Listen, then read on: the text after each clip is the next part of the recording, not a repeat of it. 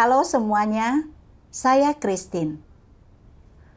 Baru-baru ini, saya membaca sebuah artikel pengalaman dan kesaksian berjudul "Apakah kepercayaan kepada Tuhan hanya demi kedamaian dan berkat?" Tokoh utama dalam artikel ini telah percaya kepada Tuhan sejak kecil bersama ibunya dan menikmati banyak anugerah dari Tuhan. Dalam hatinya yang masih muda, dia merasa bahwa percaya kepada Tuhan itu baik, karena Tuhan bisa menjadi sandaran kapan saja. Setelah dewasa, dia melakukan tugasnya. Berpikir bahwa selama dia melakukan tugasnya dengan baik, Tuhan pasti akan menjaga hidupnya agar tetap damai dan lancar. Namun, suatu penyakit menghancurkan pandangannya, dan dia hidup dalam kenegatifan dan keluhan. Setelah membaca firman Tuhan, dia mulai merenung. Apa sebenarnya yang harus dia kejar dalam percaya kepada Tuhan? Akhirnya pemahaman apa yang telah dia dapatkan tentang dirinya sendiri. Dan bagaimana dia mengubah pandangan yang salah. Mari kita dengarkan pengalamannya. Ketika aku berusia 6 tahun, ibuku mendapati bahwa ayahku berselingkuh, dan dia mengalami gangguan mental akibat goncangan emosional setelah mendapati hal tersebut. 2 tahun kemudian, ayahku meninggal karena sakit, dan tagihan medis serta biaya pemakamannya membuat kami jatuh miskin. Namun paman dan bibiku dari pihak ayahku merasa bahwa tidak ada gunanya menolong janda dan anak dari saudara mereka. Aku dan ibuku sering mengalami perundungan serta perlakuan dingin, dan sangat menderita dalam hidup kami. Pada saat itu, ibuku sudah mulai percaya kepada Tuhan, dan dia sering berkata kepadaku, "Jika kita tidak percaya kepada Tuhan, kita tidak akan bisa bertahan lama di dunia ini." Dia juga berkata bahwa penyakit mentalnya entah bagaimana telah hilang setelah percaya kepada Tuhan. Karena itu, aku sangat bersyukur kepada Tuhan. Ketika aku dikucilkan dan dirundung oleh teman-teman sekelas, aku berdoa dalam hati kepada Tuhan. Tak kusangka, setelah itu, seorang teman sekelas yang sebelumnya tidak akur denganku mulai secara proaktif membantuku dan tidak membiarkan orang lain merundungku. Jiwa mudaku saat itu merasa bahwa percaya kepada Tuhan adalah hal yang benar-benar baik, dan bahwa Tuhan adalah penopangku setiap kali aku membutuhkannya. Dan aku ingin mengorbankan diriku untuk Tuhan, serta melaksanakan tugas seperti ibuku ketika aku dewasa. Ketika masuk sekolah menengah, aku mulai secara resmi menghadiri pertemuan. Kadang aku meminta izin untuk meninggalkan kelas demi menghadiri pertemuan, meskipun itu berarti tertinggal dalam pelajaran. Aku selalu rentan terhadap penyakit, merasa pusing sesaat, dan sering membutuhkan suntikan serta obat-obatan. Tetapi setelah percaya kepada Tuhan, aku mulai membaik. Ini adalah sebuah pengalaman yang lebih dalam lagi tentang kasih karunia dan berkat Tuhan. Suatu kali dalam sebuah pertemuan, ketika aku mendengar saudara-saudari membahas bagaimana saat ini adalah waktu yang krusial untuk melaksanakan tugas, aku membatin. Aku sungguh beruntung bisa hidup di zaman inkarnasi Tuhan, pengungkapan kebenaran, dan penyelamatan umat manusia. Aku harus memanfaatkan kesempatan ini, mencurahkan segalanya pada imanku, dan melaksanakan tugasku dengan baik. Pada saat itu, aku tanpa ragu memutuskan untuk keluar dari sekolah menengah elit tempat aku belajar, dan mulai melaksanakan tugasku bersama saudara-saudariku. Kupikir, asalkan aku menerapkan iman dengan baik dan melaksanakan tugasku dengan antusias, Tuhan pasti akan menganugerahkan kasih karunia kepadaku dan memastikan segala sesuatunya berjalan dengan baik dan lancar bagiku. Sejak saat itu, aku selalu menghadiri pertemuan dan melaksanakan tugasku, apapun keadaannya. Selama musim dingin, tidak ada bus yang langsung menuju ke tempat di mana aku menyirami para petobat baru. Jadi aku bersepeda selama beberapa jam untuk sampai ke sana. Tubuhku cukup menderita, tetapi kuanggap penderitaan itu sepadan asalkan aku menerima pemeliharaan dan berkat Tuhan. Pada bulan April 2020, aku melaksanakan tugas jauh dari rumah.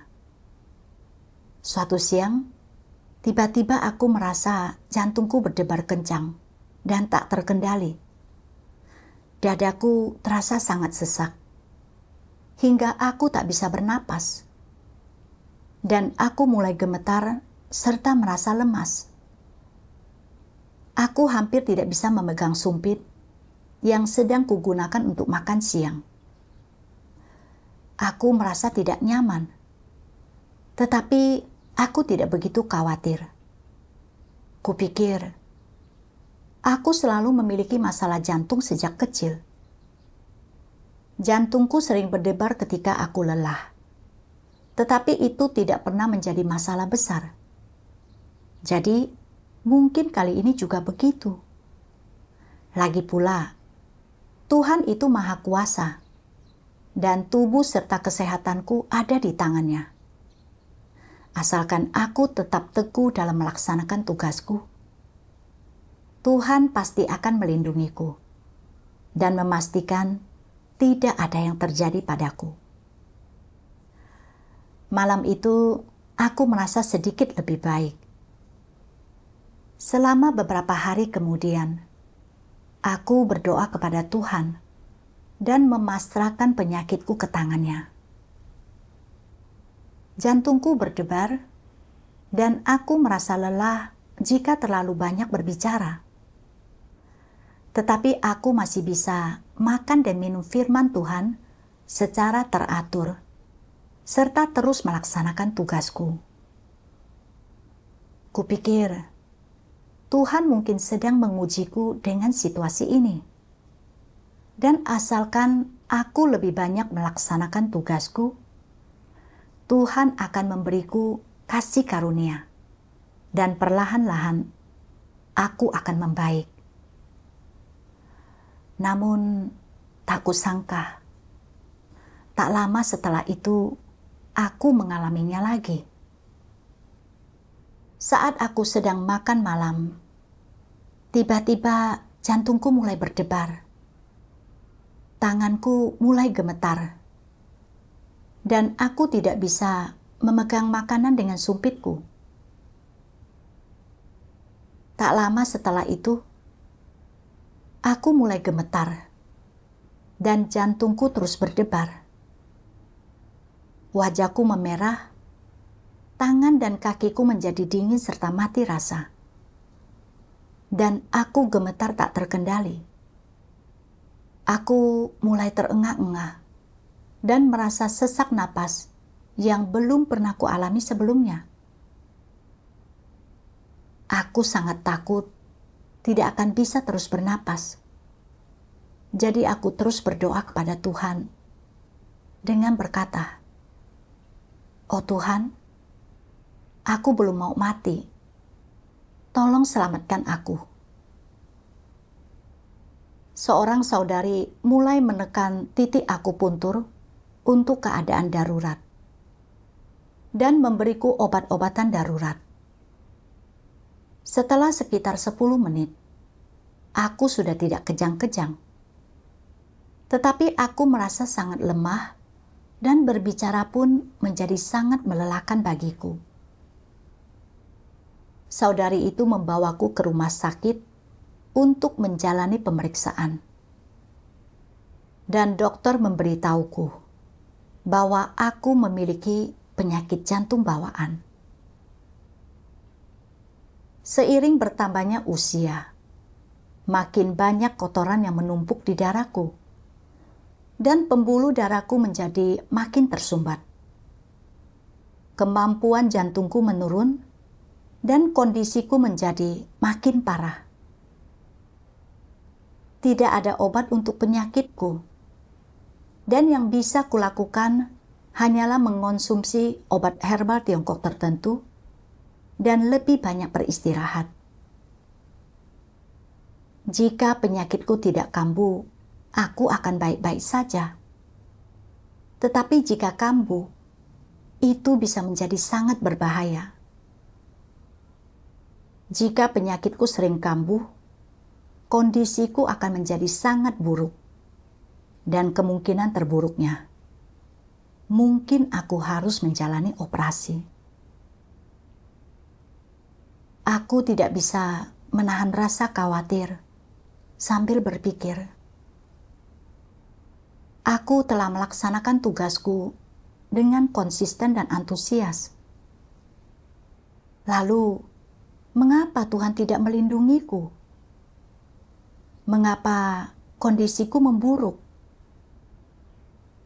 Aku berdoa kepada Tuhan di dalam hati. Oh Tuhan, Engkau Maha Kuasa, dan kesehatanku ada di tangan-Mu. Aku tidak meminta untuk menjadi sekuat orang yang normal dan sehat. Dan tidak masalah jika aku menjadi sedikit lemah. Asalkan penyakitku tidak kambuh dan aku bisa perlahan-lahan membaik. Tubuhku tidak sanggup menahan jika penyakitku kambuh terus-menerus. Jika kesehatanku benar-benar memburuk, apa yang harus kulakukan? Setelah itu, walaupun aku telah mengonsumsi obat, aku selalu khawatir penyakitku akan kambuh. Dan setiap hari aku berdoa kepada Tuhan mengenai kesehatanku. Namun, penyakit jantungku masih sering kambuh. Aku merasa baik-baik saja selama beberapa hari. Lalu tiba-tiba penyakitku kambuh lagi. Dan setelahnya aku merasa sangat lemas. Mengetahui bahwa kondisi kesehatanku buruk, pihak gereja memintaku pulang untuk beristirahat dan melaksanakan tugas apapun yang mampu kulaksanakan. Ketika aku berada di rumah, kesehatanku tidak membaik. Padahal aku sudah mengonsumsi obat herbal. Jantungku terus berdebar, dan tanganku mati rasa, disertai kejang-kejang dan sesak napas. Dadaku terasa sangat sesak, hingga aku merasa seakan tercekik. Obat-obatan darurat yang kupunya dapat mengatasi gejala untuk sementara, tetapi gejala tersebut selalu muncul kembali. Ketika aku sakit, bahkan berbalik di tempat tidur pun terasa sangat melelahkan, hingga membuat jantungku berdebar. Setengah hari atau lebih, kuhabiskan di tempat tidur. Aku merasa begitu terisolasi dan tak berdaya. Air mataku mengalir tanpa henti, dan keluhan serta kesalahpahaman perlahan muncul dalam benakku. Aku belum pernah melihat orang lain menderita penyakit jantung yang sering kambuh seperti ini. Aku sudah sangat lemah. Kalau terus begini, bukankah akan tamat riwayatku? Keluargaku tidak punya uang untuk membiayai operasiku.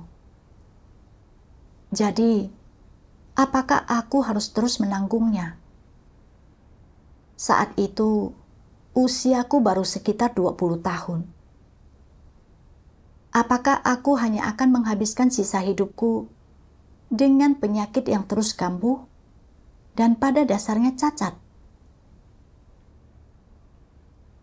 Mungkin suatu hari aku akan tumbang dan mati. Oh Tuhan, selama bertahun-tahun ini, aku berhenti sekolah dan mengorbankan masa mudaku untuk mengikutimu. Aku tidak meminta hal lain. Aku hanya berharap Engkau menjagaku agar tetap aman dan sehat. Lalu, mengapa keadaanku memburuk? Bahkan setelah jatuh sakit pun, aku terus melaksanakan tugasku. Mengapa Engkau tidak melindungiku? Kapan aku akan membaik? Makin kupikirkan, makin aku merasa sedih dan diperlakukan tidak adil. Sehingga aku sering berbaring di tempat tidur dan menangis. Aku sering membeli obat-obatan yang katanya bermanfaat untuk penyakit jantung. Aku hanya menggunakan obat-obatan Cina untuk menghindari efek samping dari obat-obatan Barat. Namun, setelah mengonsumsi obat-obatan herbal selama beberapa waktu, aku tidak kunjung membaik. Aku sering terpuruk dalam hal-hal negatif. Beberapa saudara-saudari yang melihat apa yang sedang kualami mempersekutukan maksud Tuhan kepadaku, memberitahuku bahwa aku harus belajar dari situasi ini dan mencari kebenaran untuk mengatasi watak rusakku. Beberapa orang juga mencari video-video kesaksian pengalaman mengenai bagaimana menghadapi penyakit dan membagikannya kepadaku. Hal ini sedikit berdampak padaku. Aku belum mencari maksud Tuhan dalam penyakitku dan hanya mengeluh, bukannya memperoleh kebenaran.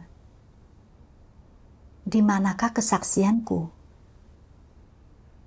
Aku harus berhenti bersikap begitu bejat dan mulai mencari kebenaran untuk mengatasi masalah-masalahku. Menyadari hal ini, aku berdoa kepada Tuhan dengan berkata, Tuhan yang Maha Kuasa, secara teori aku mengerti bahwa ada maksud baik-Mu di balik penyakitku, dan segala sesuatu yang Kau lakukan adalah baik. Namun penyakitku yang kambuh terus-menerus benar-benar membuat dagingku sangat menderita. Aku merasa sungguh tertekan dan terpuruk. Oh Tuhan, aku tahu aku berada dalam keadaan yang buruk, dan aku bersedia berbalik kepadamu, serta tak lagi bersikap begitu negatif. Tolong, cerahkan dan bimbinglah aku, agar memiliki pemahaman yang benar akan diriku sendiri. dan bebaskanlah aku dari keadaan yang negatif ini. Setelah itu, aku mulai mencari bagian-bagian firman Tuhan yang berhubungan dengan keadaanku. Suatu hari, aku menemukan bagian ini. Percaya kepada Tuhan berarti percaya bahwa Tuhan itu ada. Ini adalah konsep paling sederhana tentang percaya kepada Tuhan. Selain itu, percaya bahwa Tuhan itu ada tidak sama dengan sungguh-sungguh percaya kepada Tuhan. Sebaliknya, ini adalah sejenis keyakinan sederhana dengan nuansa agamawi yang kuat. Iman yang sejati kepada Tuhan berarti sebagai berikut. Orang mengalami firman dan pekerjaannya atas dasar kepercayaan bahwa Tuhan memegang kedaulatan atas segala sesuatu, membersihkan watak rusak orang, memenuhi kehendak Tuhan, dan akhirnya mengenal Tuhan. Hanya perjalanan semacam inilah yang disebut iman kepada Tuhan. Namun orang sering menganggap kepercayaan kepada Tuhan sebagai hal yang sederhana dan tidak penting. Orang-orang yang mempercayai Tuhan dengan cara seperti ini telah kehilangan makna percaya kepada Tuhan, dan meskipun mereka mungkin terus percaya sampai akhir, mereka tidak akan pernah mendapatkan perkenanan Tuhan karena mereka menempuh jalan yang salah.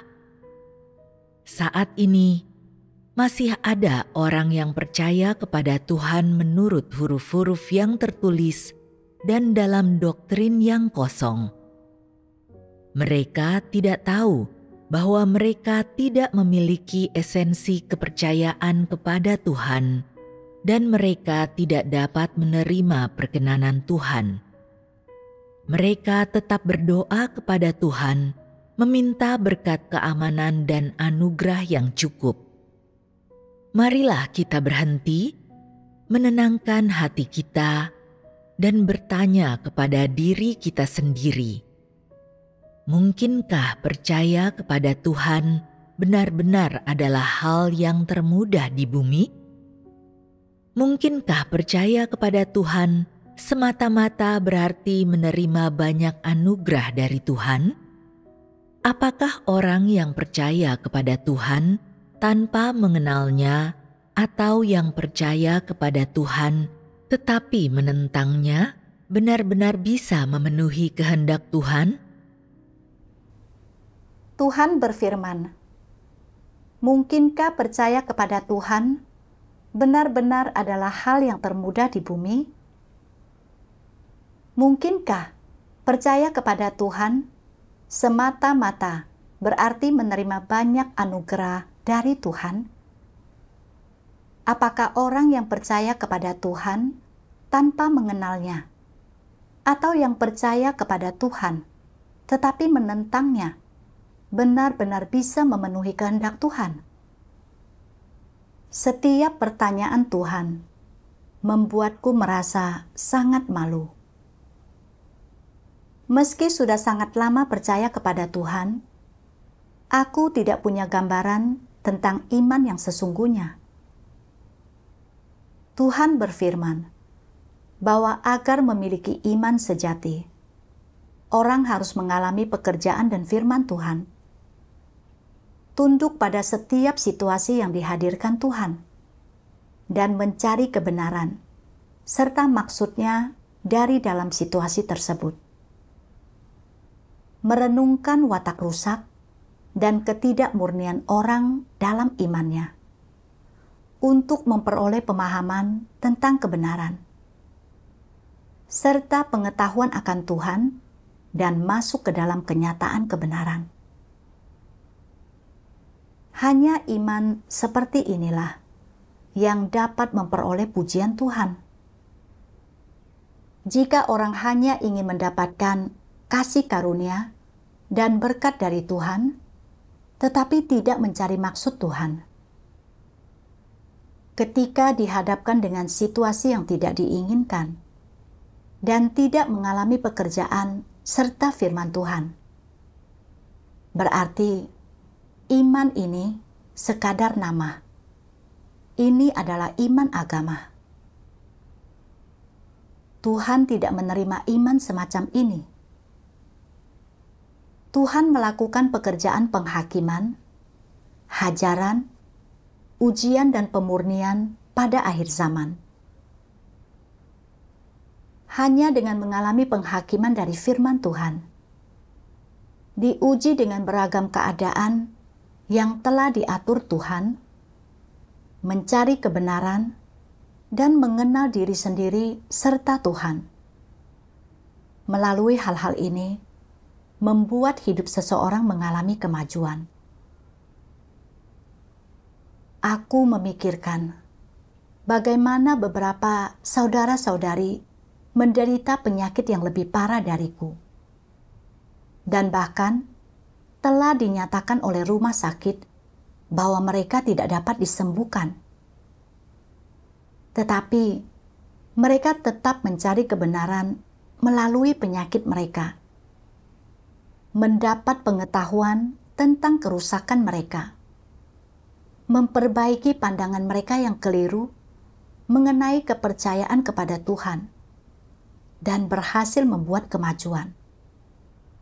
Meskipun aku telah mengaku percaya pada Tuhan selama bertahun-tahun ini, dan sudah sering bersekutu dengan yang lain tentang pentingnya mengalami firman dan pekerjaan Tuhan dalam iman.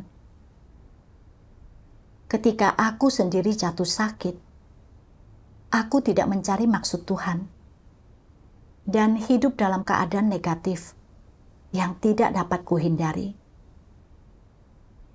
Jadi setelah jatuh sakit, aku tidak mendapatkan kebenaran sama sekali. Aku menyadari bahwa aku bukan menderita karena keadaan yang telah diatur Tuhan, tetapi karena aku tidak mencari kebenaran. Sebab aku percaya kepada Tuhan, aku harus tunduk, mencari kebenaran melalui penyakitku, dan tetap teguh dalam kesaksianku untuk memuaskan Tuhan. Inilah alasan yang mesti kumiliki. Setelah menyadari semua ini, aku berdoa kepada Tuhan dengan berkata, apapun yang terjadi dengan penyakitku, aku bersedia untuk tunduk dan fokus mencari kebenaran untuk menyelesaikan masalahku. Kemudian, aku menemukan bagian firman Tuhan ini. Tuhan Yang Maha Kuasa berfirman, dari waktu saat manusia pertama kali mulai percaya kepada Tuhan, dia telah menganggap Tuhan berlimpah ruah sama seperti pisau Swiss Army, dan dia menganggap dirinya sendiri sebagai kreditur terbesar Tuhan, seolah-olah berusaha mendapatkan berkat, dan janji dari Tuhan adalah hak dan kewajiban yang melekat pada dirinya, sementara tanggung jawab Tuhan adalah melindungi dan memelihara manusia serta membekalinya. Seperti inilah pemahaman dasar tentang percaya kepada Tuhan dari semua orang yang percaya kepada Tuhan, dan seperti inilah pemahaman terdalam mereka tentang konsep kepercayaan kepada Tuhan. Dari esensi natur manusia hingga pengejaran subjektifnya, tidak ada satupun yang berhubungan dengan sikap takut akan Tuhan. Tujuan manusia percaya kepada Tuhan tidak mungkin ada kaitannya dengan penyembahan kepada Tuhan. Dengan kata lain, manusia tidak pernah mempertimbangkan atau memahami bahwa kepercayaan kepada Tuhan membutuhkan takut akan Tuhan dan menyembah Tuhan.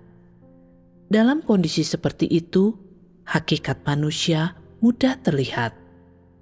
Apakah hakikat ini? Hati manusia itu jahat, menyimpan pengkhianatan dan kecurangan, tidak mencintai keadilan dan kebenaran, dan hal yang positif, dan hati manusia hina dan serakah. Hati manusia benar-benar tertutup bagi Tuhan. Manusia sama sekali tidak memberikan hatinya kepada Tuhan. Tuhan tidak pernah melihat hati manusia yang sejati, dan Dia juga tidak pernah disembah oleh manusia. Seberapapun besarnya harga yang Tuhan bayar, atau seberapapun banyaknya pekerjaan yang Dia lakukan, atau seberapapun banyaknya Dia membekali manusia, manusia tetap buta dan sama sekali tidak peduli terhadap semua itu. Manusia tidak pernah memberikan hatinya kepada Tuhan. Dia hanya ingin memikirkan hatinya sendiri, membuat keputusannya sendiri. Intinya adalah manusia tidak mau mengikuti jalan takut akan Tuhan dan menjauhi kejahatan, ataupun taat pada kedaulatan dan pengaturan Tuhan, dan dia juga tidak mau menyembah Tuhan sebagai Tuhan. Seperti itulah keadaan manusia saat ini. Sekarang, mari kita kembali memperhatikan tentang Ayub. Pertama-tama, apakah dia membuat kesepakatan dengan Tuhan? Apakah dia memiliki motif tersembunyi dalam memegang teguh jalan takut akan Tuhan dan menjauhi kejahatan? Pada waktu itu, pernahkah Tuhan berbicara kepada siapapun tentang akhir hidup yang akan datang? Pada saat itu, Tuhan tidak pernah berjanji kepada siapapun tentang akhir hidup. Dan dengan latar belakang seperti inilah, Ayub dapat untuk takut akan Tuhan dan menjauhi kejahatan. Apakah orang-orang pada zaman sekarang dapat dibandingkan dengan Ayub? Ada terlalu banyak perbedaan. Mereka tidak sebanding dengan Ayub. Meskipun Ayub tidak memiliki banyak pengetahuan akan Tuhan, dia telah memberikan hatinya kepada Tuhan, dan hatinya adalah milik Tuhan.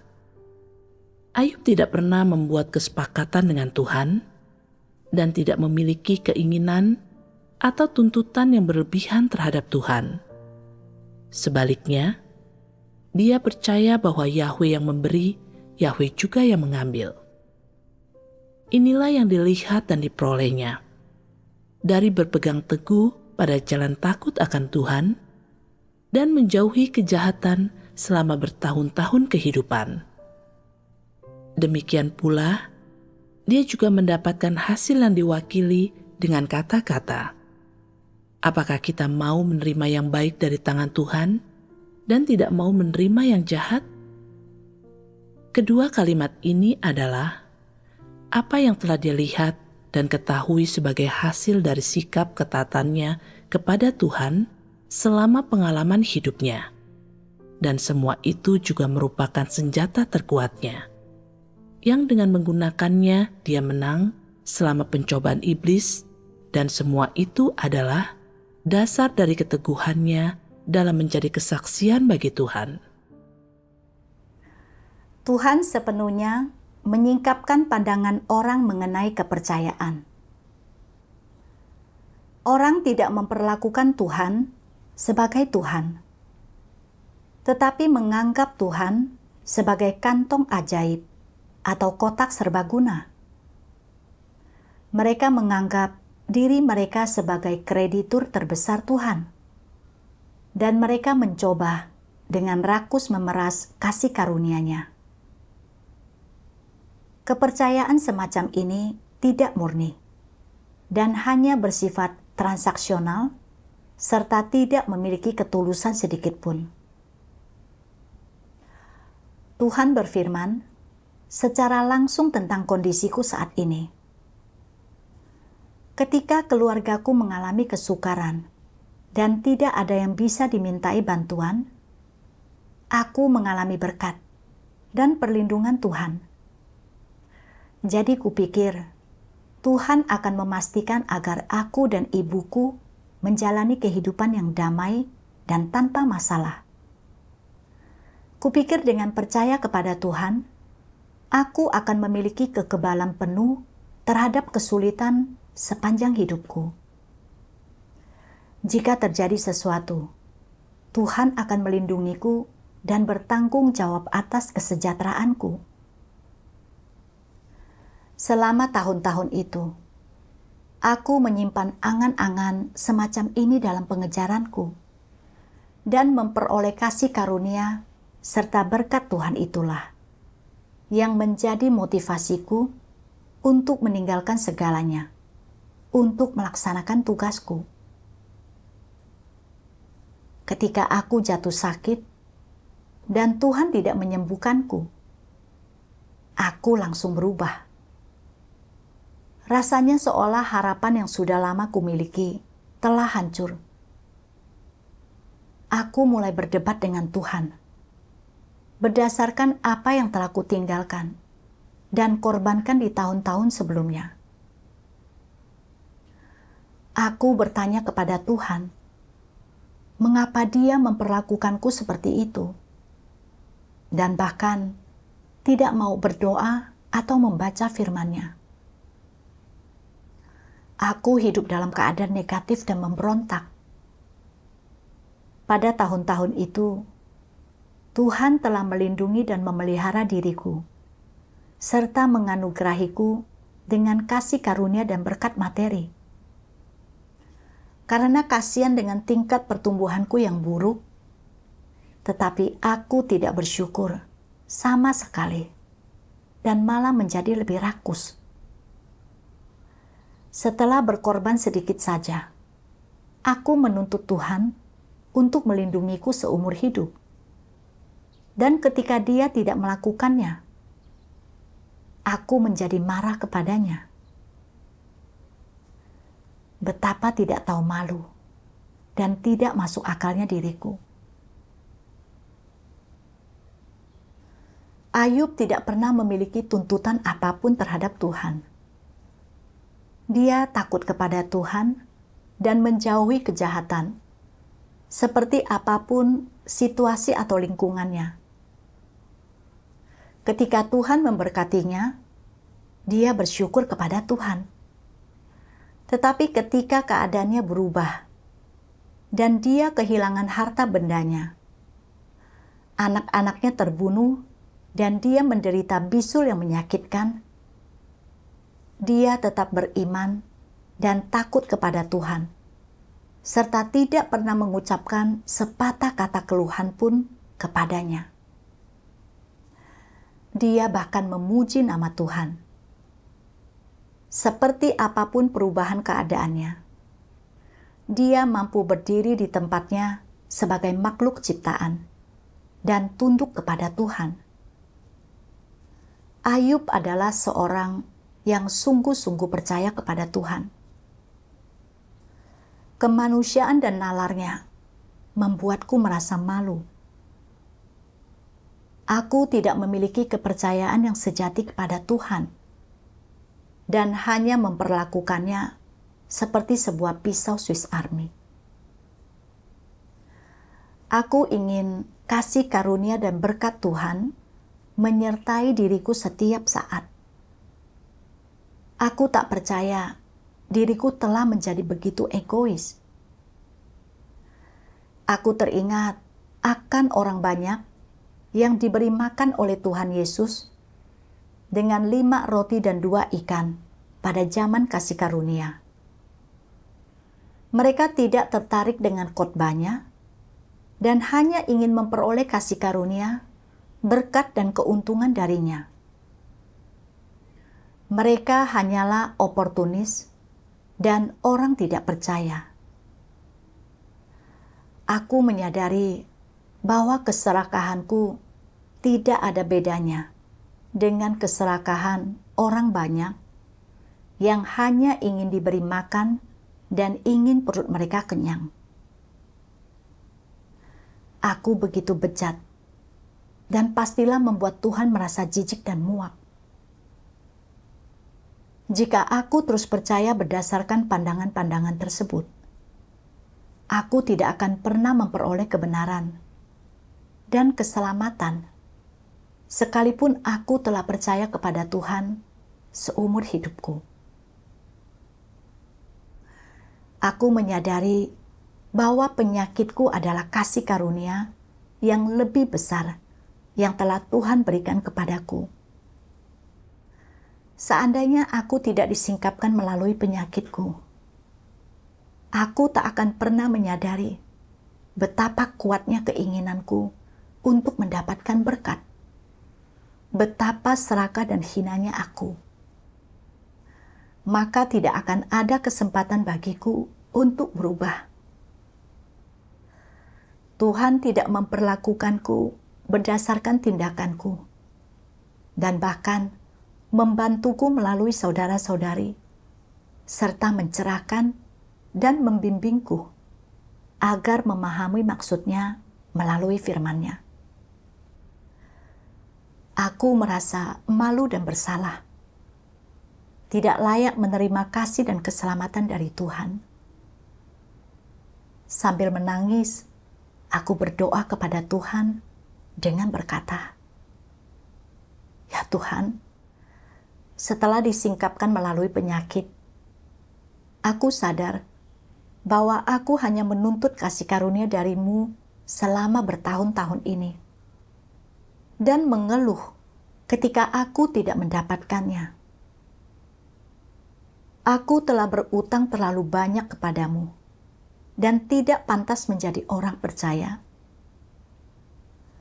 Aku tahu bahwa aku memiliki banyak kerusakan, dan aku membutuhkan penyakit ini untuk memurnikan dan membersihkan diriku. Bahkan jika aku harus hidup dengan penyakit ini seumur hidupku, aku akan tunduk padanya dan tidak akan pernah mengeluh tentang-Mu lagi." Yang mengejutkan, ketika sikapku berubah, tubuhku mulai pulih secara bertahap. Penyakitku tidak lagi sering kambuh, dan secara bertahap bisa mulai melaksanakan tugasku. Suatu hari, aku menjumpai satu bagian dari firman Tuhan yang membuatku lebih memahami keadaanku. Tuhan Yang Maha Kuasa berfirman, "Sebanyak apapun hal-hal yang terjadi pada diri mereka, jenis orang yang adalah Antikristus tidak pernah berusaha untuk menangani hal-hal tersebut dengan mencari kebenaran di dalam firman Tuhan, apalagi berusaha untuk memandang segala sesuatu melalui firman Tuhan, dan ini sepenuhnya karena mereka tidak percaya bahwa setiap baris firman Tuhan adalah kebenaran. Bagaimanapun rumah Tuhan mempersekutukan kebenaran, Antikristus tetap tidak menerima, dan akibatnya mereka tidak memiliki sikap yang benar. Apapun situasi yang mereka hadapi, khususnya dalam hal bagaimana mereka memperlakukan Tuhan dan kebenaran, Antikristus dengan keras kepala tidak mau mengesampingkan gagasan mereka. Tuhan yang mereka percayai adalah Tuhan yang mengadakan tanda-tanda dan mukjizat, Tuhan yang supernatural. Siapapun yang mampu mengadakan tanda-tanda dan mukjizat, baik itu Kwam Im, Buddha, maupun Mazu, mereka menyebutnya semua itu Tuhan. Mereka percaya bahwa hanya mereka yang dapat melakukan tanda-tanda dan mukjizatlah yang memiliki identitas sebagai Tuhan, sedangkan mereka yang tidak dapat melakukannya, entah sebanyak apapun kebenaran yang mereka ungkapkan, belum tentu adalah Tuhan. Mereka tidak paham bahwa mengungkapkan kebenaran merupakan kekuatan besar dan kemahakuasaan Tuhan. Sebaliknya, mereka berpikir bahwa kekuatan besar dan kemahakuasaan Tuhan hanyalah melakukan tanda-tanda dan mukjizat saja. Karena itu, mengenai pekerjaan nyata Tuhan yang berinkarnasi dalam mengungkapkan kebenaran untuk menaklukkan dan menyelamatkan orang-orang, untuk menyirami, mengembalakan, dan memimpin umat pilihan Tuhan, memampukan mereka untuk benar-benar mengalami penghakiman, hajaran, ujian, dan pemurnian Tuhan, serta memahami kebenaran, membuang watak mereka yang rusak, dan menjadi orang yang tunduk dan menyembah Tuhan, dan seterusnya. Antikristus menganggap semua ini adalah pekerjaan manusia, bukan pekerjaan Tuhan. Dalam pikiran antikristus, Tuhan seharusnya bersembunyi di balik mezbah dan menyuruh orang untuk memberi persembahan kepada mereka, memakan makanan yang orang persembahkan, menghirup asap dari dupa yang mereka bakar, mengulurkan tangan, membantu ketika mereka berada dalam kesulitan, memperlihatkan bahwa mereka sangat berkuasa dan segera memberi pertolongan pada mereka dalam batas-batas yang mampu mereka pahami, dan memenuhi kebutuhan mereka saat orang meminta pertolongan dan bersungguh-sungguh dalam permohonan mereka. Bagi antikristus, hanya Tuhan seperti inilah yang benar-benar Tuhan. Sementara itu, segala sesuatu yang Tuhan lakukan sekarang ini, antikristus menanggapinya dengan sikap yang merendahkan. Dan mengapa demikian? Dinilai dari esensi natur antikristus, yang mereka butuhkan bukanlah pekerjaan penyiraman, pengembalaan, dan penyelamatan yang Sang Pencipta lakukan terhadap makhluk ciptaan, melainkan kemakmuran dan pemenuhan cita-cita mereka dalam segala hal untuk tidak dihukum dalam kehidupan ini dan masuk ke surga di dunia yang akan datang. Sudut pandang dan kebutuhan mereka menegaskan esensi kebencian mereka terhadap kebenaran.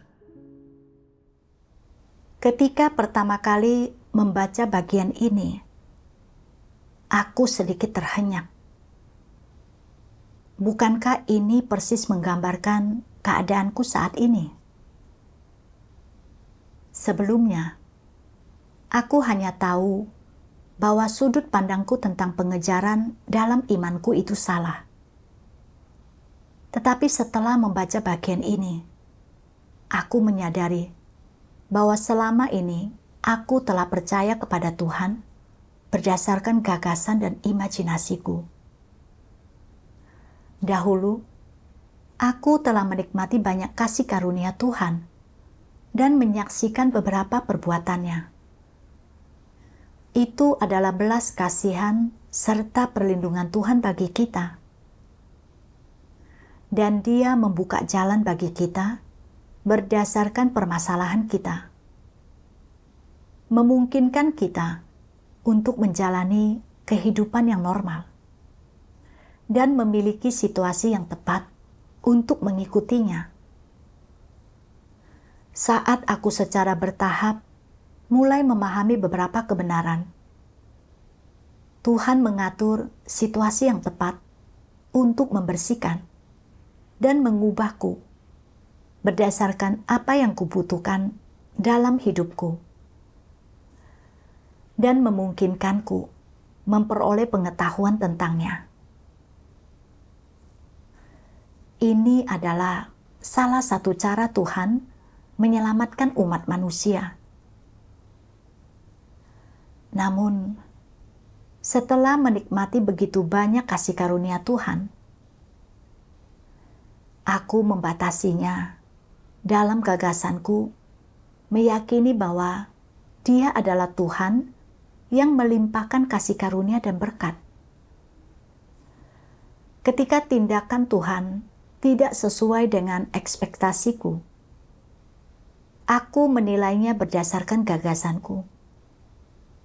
Percaya bahwa Dia seharusnya melindungiku dan tidak membiarkanku menderita penyakit yang begitu parah. Aku telah mengakui nama Tuhan dengan lisan, tetapi aku percaya pada Tuhan yang samar dalam gagasan dan imajinasiku. Ini adalah penghujatan terhadap Tuhan. Menyadari hal ini, aku merasa ngeri dan lebih menyadari bagaimana penyakit ini merupakan semacam kasih karunia bagiku. membantuku meluruskan gagasanku tentang Tuhan. Itu semua adalah kasih dan keselamatan dari Tuhan. Aku pun bergegas berdoa kepada Tuhan untuk bertobat. Penyakitku bukanlah sesuatu yang terjadi satu kali, tetapi itu kronis dan tidak dapat diprediksi.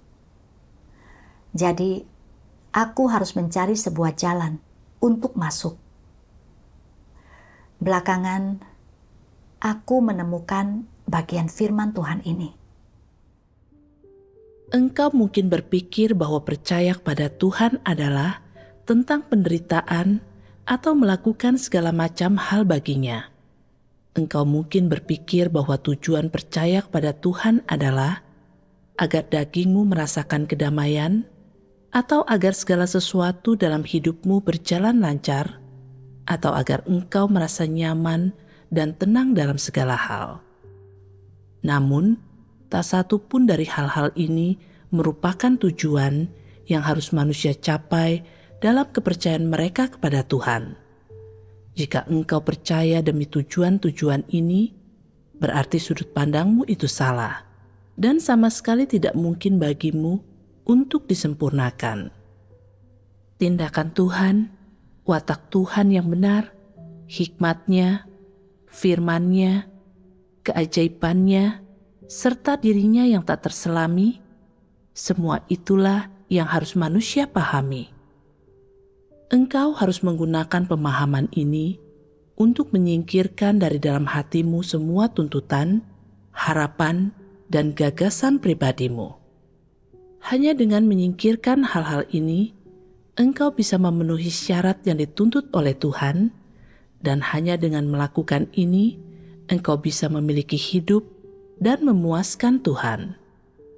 Tujuan percaya kepada Tuhan adalah untuk memuaskannya dan hidup dalam watak yang Dia inginkan, sehingga tindakan dan kemuliaannya dapat terwujud lewat sekelompok orang yang tidak layak ini. Inilah cara pandang yang benar untuk percaya kepada Tuhan, dan ini juga merupakan tujuan yang harus engkau capai. Engkau harus memiliki cara pandang yang benar dalam mempercayai Tuhan, dan engkau harus berusaha mendapatkan firman Tuhan. Engkau perlu makan dan minum firman Tuhan, dan harus bisa hidup dalam kebenaran, dan terutama engkau harus mampu melihat perbuatan-perbuatannya yang nyata, perbuatannya yang menakjubkan di seluruh alam semesta, juga pekerjaan nyata yang Dia lakukan dalam daging. Melalui pengalaman praktis mereka, manusia bisa menghargai bagaimana Tuhan melakukan pekerjaannya dalam diri mereka, dan apa yang menjadi maksudnya bagi mereka. Tujuan semua ini adalah untuk menyingkirkan watak mereka yang rusak dan jahat. Hanya mereka yang dengan sungguh-sungguh mengejar kebenaran, mencari pengenalan akan Tuhan, dan mengejar kehidupan yang merupakan orang yang sungguh-sungguh percaya kepada Tuhan. Engkau percaya kepada Tuhan dan mengikuti Tuhan, jadi engkau harus memiliki hati yang mengasihi Tuhan. Engkau harus menyingkirkan watakmu yang rusak, engkau harus berusaha memenuhi maksud Tuhan, dan engkau harus memenuhi tugas seorang makhluk ciptaan. Karena engkau percaya kepada Tuhan dan mengikuti Tuhan, engkau harus memberikan segalanya kepada Tuhan, dan tidak boleh membuat pilihan atau tuntutan pribadi, dan engkau harus memenuhi maksud Tuhan. Karena engkau diciptakan, engkau harus tunduk pada Tuhan yang menciptakanmu, karena pada hakikatnya engkau tidak memiliki kuasa atas dirimu sendiri dan tidak memiliki kemampuan untuk mengendalikan nasibmu sendiri. Karena engkau seorang yang percaya kepada Tuhan, engkau harus mengejar kekudusan dan perubahan. Melalui firman Tuhan, aku telah memperoleh sedikit pemahaman tentang tuntutannya.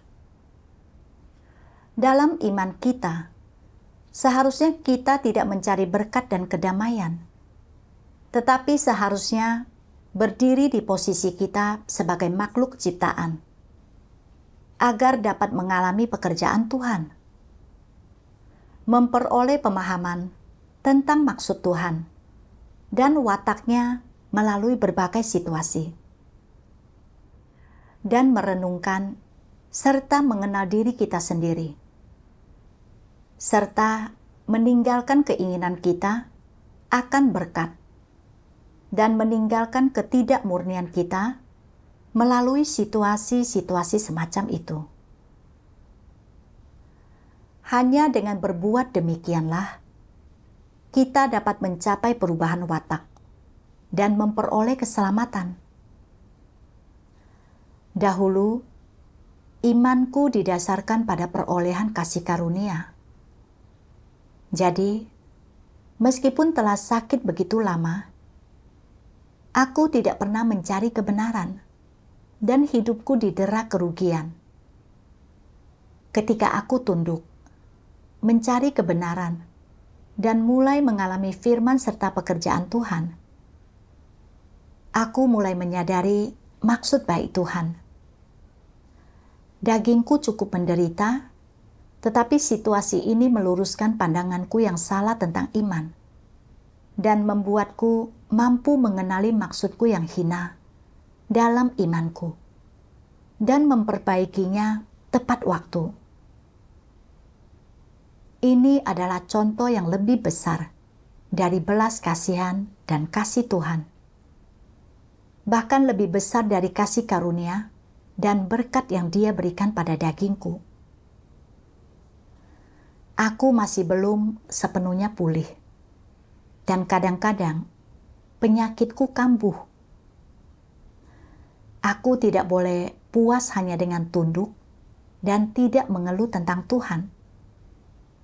Aku harus terus mencari maksudnya, merenungkan kerusakan apa yang telah kuperlihatkan, aspek-aspek apa saja dalam diriku yang masih dibenci Tuhan, dan menerima penghakiman serta hajaran firman Tuhan untuk mengatasi watak rusakku. Inilah jalan yang harus kutempuh. Setelah menyadari hal ini, aku merasa tidak terlalu terasing dari Tuhan, menjadi lebih proaktif dalam tugasku, mulai fokus meninjau masalah-masalah dalam pekerjaanku, mempelajari prinsip-prinsip yang berhubungan dengan bidang-bidang yang kurang kukuasai. Dan aku mulai melihat beberapa peningkatan dalam keterampilan profesionalku. Secara bertahap, kesehatanku sudah mulai membaik, dan penyakitku menjadi makin jarang kambuh. Syukur kepada Tuhan karena telah membimbingku hingga mencapai pemahaman dan perubahan ini. Pembacaan artikel sampai di sini. Tidak tahu apa yang Anda dapatkan setelah mendengarnya. Silakan tinggalkan komentar untuk berdiskusi. Terima kasih telah menonton. Sampai jumpa di episode berikutnya.